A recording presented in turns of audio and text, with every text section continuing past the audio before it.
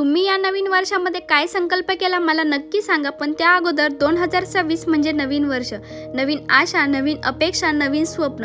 आपण प्रत्येकजण काही ना काही संकल्प करत असतो किंवा ठरवतो या वर्षामध्ये मला माझं हे स्वप्न पूर्ण करायचे. तसंच माझ्या काही इच्छा, अपेक्षा, स्वप्न आहे जे की मला 2026 मध्ये पूर्ण करायचे आणि मला त्यासाठी हवे तेवढे मी माझे प्रयत्न पूर्ण करत राहील.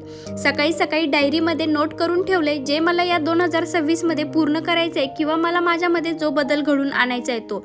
सगळ्यात मेन तर स्वतःला एक प्रॉमिस दिले. आतापर्यंत जसे यूट्यूबला मी मिनी व्लॉग डेली अपलोड केले तसेच इथून पुढेही पूर्ण वर्षभर मी माझे डेली व्लॉग अपलोड करत राहील. असो, त्या अगोदर मला आज रात्रीच्या जेवणामध्ये एक नवीन रेसिपी ट्राय करायची होती, तीच मी तुमच्यासोबतही शेअर करते.